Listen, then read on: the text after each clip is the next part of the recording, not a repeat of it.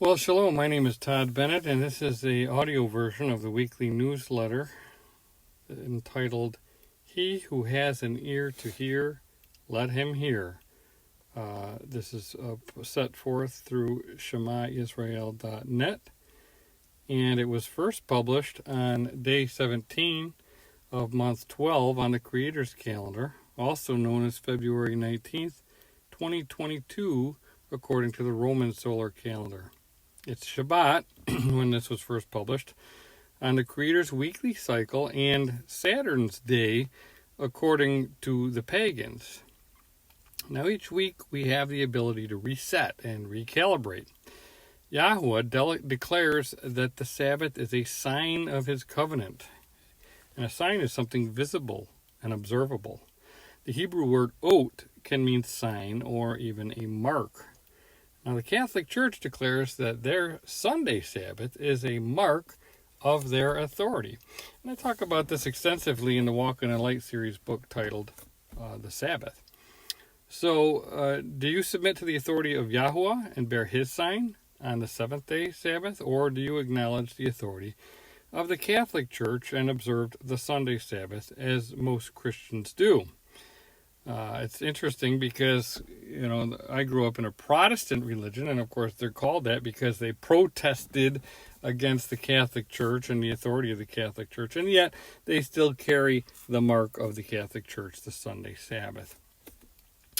When I was a young boy and heard about the great deception and falling away at the end of the age, I couldn't comprehend such a thing since there were so many Christians in the world. But as I grew up and observed all of the the sun worship, paganism, and false doctrines that crept, or should I say slithered, into the Christian religion, it became clear to me what the problem was. I now know how many can call him Lord, but be shut out because they are lawless. They may think they know him because they're doing seemingly spiritual things, but they do not obey him. They've been deceived into rejecting his clear instructions and his sign, the Sabbath. Instead, they bear the sign of the Pope, the man of lawlessness, and his lawless Babylonian religion. Yahweh is calling his people to come out of her, and we all have a choice to make.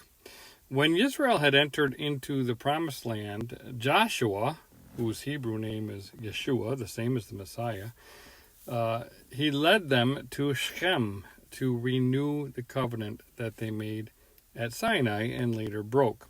Here's what he told them.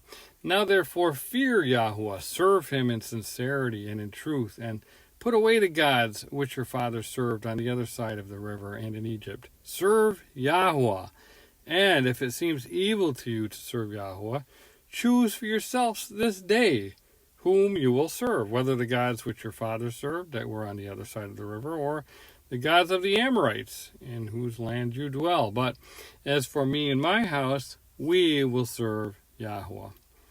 Now, the Amorites worshipped Amuru, the son of the sky god Anu, a Nephilim, and so they worshipped the son of a god. And we also know that the Egyptians worshipped Horus and Isis and Osiris, and again you have this pagan trinity built into the Egyptian religious system. So the Israelites needed to set aside all of the external influences and the gods of their fathers and focus in exclusively on Yahweh, and we must all do the same.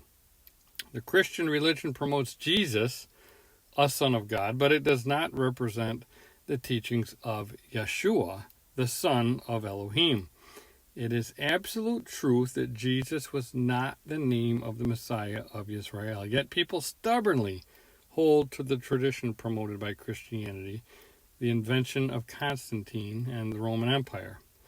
Now, the establishment of the Christian religion was an attempt to contain the spreading belief in the Messiah of Israel, blend it with the paganism that permeated Roman culture, and subdue the masses through a new state religion separated from the Torah and the covenant.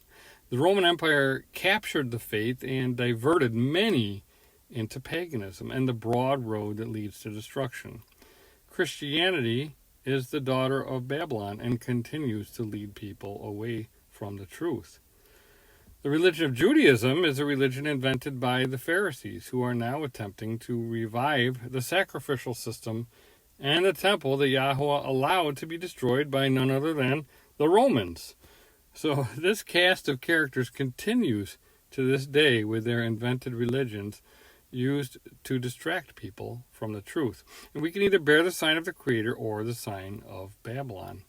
How appropriate on this Sabbath day that we consider the words of Joshua, who bears the same name of Yeshua the Messiah. Choose for yourselves this day whom you will serve. While those in Judaism claim to keep the Sabbath, their rabbis have made it a burden instead of a day of rest through all their takanot and ma'asim, their laws, rules, religious traditions and regulations. And this harkens back to the confrontation between Yeshua and some scribes and Pharisees regarding their traditions. Here is the account in the text of Mark. Then the Pharisees and some of the scribes came together to him, having come from Jerusalem. Now, when they saw some of his disciples eat bread with defiled, that is, with unwashed hands, they found fault. For the Pharisees and all the Yahudim do not eat unless they wash their hands in a special way, holding the tradition of the elders. When they come from the marketplace, they do not eat unless they wash, and there are many other things which they have received and hold, like the washing of cups, pitchers, copper vessels, and couches. And then the Pharisees and scribes asked him, "Why do your disciples not walk according to the tradition of the elders, but eat bread with unwashed hands?" He answered them and said to them, "Well did Isaiah prophesy of you hypocrites, as it is written, 'This people honors me with their lips, but their heart is far from me. And in vain they worship me, teaching as doctrines the commandments of men. For laying aside the commandment of Elohim, you hold the tradition of men, the washing of pitchers and cups, and many other such things you do.' He said to them, 'All too well you reject the commandment of Elohim, that you may keep your tradition.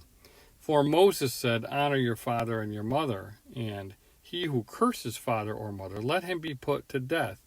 But you say, if a man says to his father or mother, whatever profit you might have received from me is korban, that is a gift to Elohim, then you no longer let him do anything for his father or his mother, making the word of Elohim of no effect through your tradition which you have handed down. And many such things you do.' When he had called all the multitude to himself, he said to them, 'Hear me, everyone, and understand. There's nothing that enters a man from outside which can defile him. But the things which come out of him, those are the things that defile a man. If anyone has ears to hear, let him hear.'" When Yeshua ends a teaching with the statement, "If anyone has ears to hear, let him hear," you should take note. In other words, listen up. Shema Yisrael. Hear, O Yisrael. Yeshua was making a bright line distinction between following the commandments of Elohim and the traditions of the elders. He quoted Isaiah, who foretold that people would lay aside the commandments of Elohim in order to obey a tradition or many traditions. And this is exactly what Christians are doing with the Sabbath. In fact, they ignore most of the commandments because of a traditional interpretation from one of Paul's letters.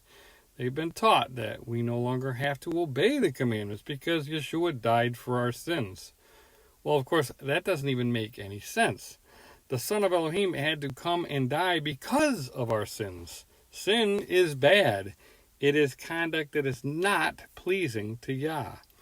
We read in 1 John 3:4, "Whoever commits sin also commits lawlessness, and sin is lawlessness." And we talked last week about how the fact that the word lawlessness is anomia, without the Torah, without the law. So in other words, if you're in sin, it means you're violating the law. You're not keeping the Torah. Now, Yah provided us with his commandments so that we understand what pleases him and what does not please him. The commandments help us understand what he considers to be righteous, and failing to obey the commandments is described as lawlessness or sin. Now, Yeshua died because of our lawlessness, not so we could continue to be lawless. Again, it doesn't make any sense. As Isaiah prophesied, many people honor Elohim with their lips, but their actions betray them. They do it to this day. In fact, Yeshua said, "If you love me, keep my commandments." The scribes and Pharisees appeared to be righteous. They appeared to be keeping the commandments, but they were actually lawless hypocrites. Here's how Yeshua described them in Matthew 23:27-28. He says, "Woe to you, scribes and Pharisees, hypocrites, for you are like whitewashed tombs, which appear beautiful outwardly, but inside are full of dead men's bones and all uncleanness. Even so, you also outwardly appear righteous to men, but inside you are full of hypocrisy and lawlessness." And that's what he was getting to with his other instruction, was that it's not what goes into you.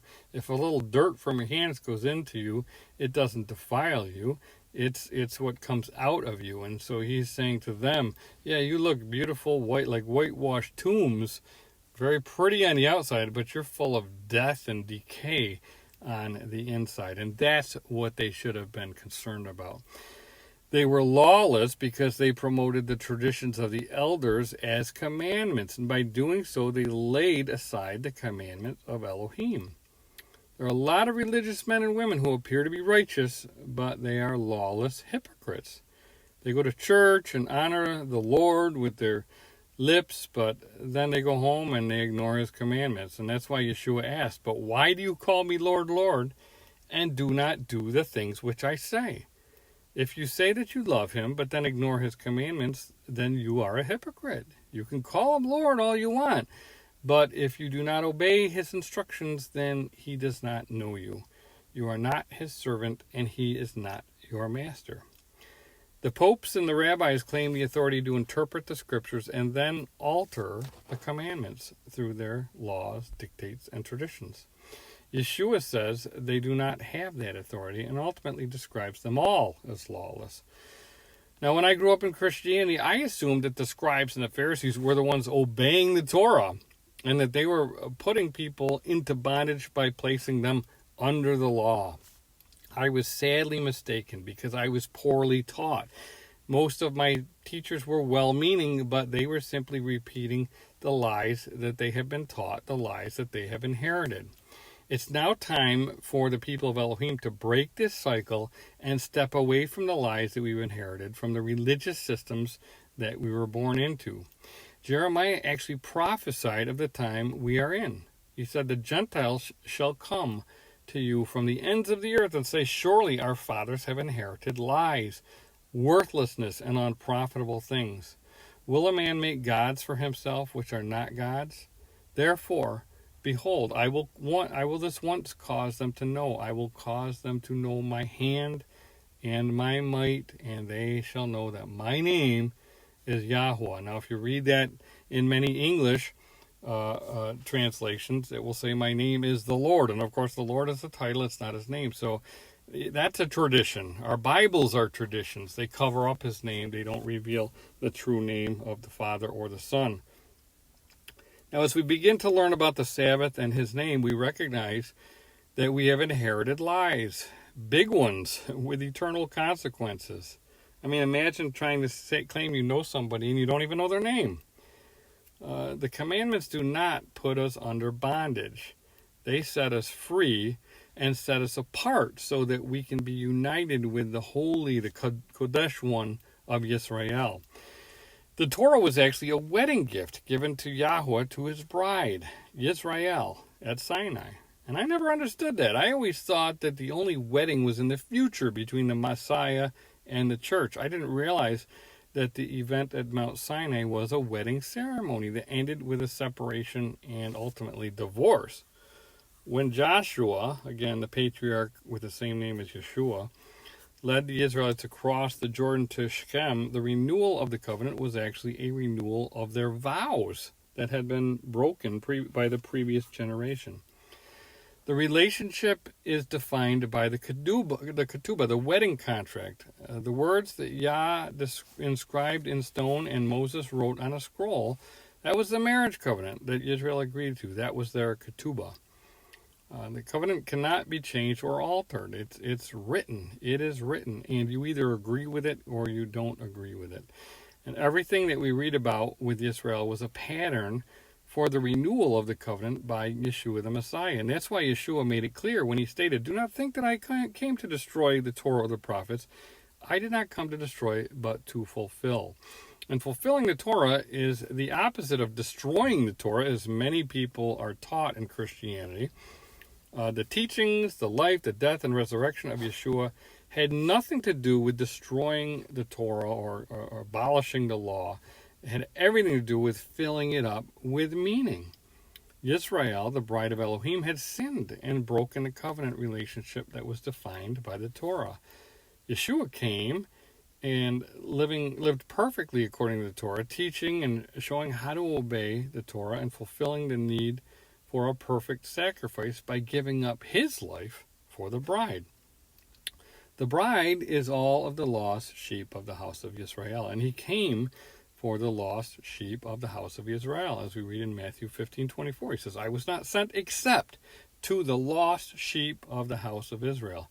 He came to lead the sheep back through the covenant. It is the same covenant with Israel, only now it is renewed and perfected through the blood of the Lamb of Elohim, Yeshua the Messiah.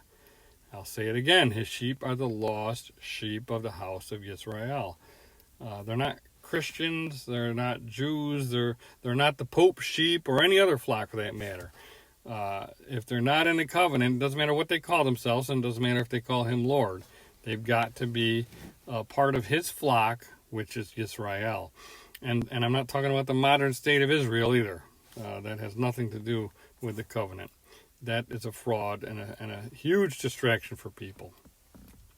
Now, sadly, there's many who claim to be the bride of Christ who are going to find themselves in a place where there is weeping and gnashing of teeth. They will be shocked and perplexed as they are shut out of the wedding because they did not have ears to hear. Yeshua says that his sheep hear his voice. In John 10:27, he says, "My sheep hear my voice, and I know them, and they follow me." Sheep follow the voice of the shepherd. They go where he leads. And Yeshua leads his sheep through the narrow gate. False shepherds are trying to lead the flock astray, where they can get eaten by ravenous wolves. And remember, the false prophets and shepherds don't look like wolves. They are in disguise. They look like sheep, but they are not. They wear religious robes and attire. They teach from pulpits and often get paid by the very sheep they are fleecing. They guide and instruct the sheep, but many send the sheep away from the great shepherd and down the broad way that leads them to destruction. Last week I referenced the assembly of Laodicea and how Yeshua ended his admonishment with the phrase, "He who has ears to hear, an ear to hear, let him hear." Well, they weren't the only ones he said that to. 7 times he repeated that important phrase to the 7 assemblies in Asia Minor that were under the oversight of John. It's no coincidence that Yeshua sent messages to these assemblies. They were the ones who continued to listen to his voice instead of the Bishop of Rome. As we approach Passover, I'll discuss that issue more as it pertains to the observance of the day of Passover. These assemblies stayed true to observing the Passover at the beginning of day 14, while Rome changed the timing of Passover through the tradition of the elders. The 5 wise virgins we've been talking about through the weeks past are the ones who are listening and ready. They have ears to hear, and they are the ones who will make it into the wedding. If you want to make it into the wedding, I suggest that you stop listening to the lies and traditions that we all have inherited. Instead, listen carefully to the voice of Yeshua and obey his commandments. That is the meaning of the word Shema, hear and obey. And it is at the heart of what Yeshua called the greatest commandment. We will look at that commandment next week, along with the subject of Korban, that Yeshua referred to as the giving of gifts. Until then, Barakot, blessings to you all. My name is Todd Bennett from ShemaYisrael.net.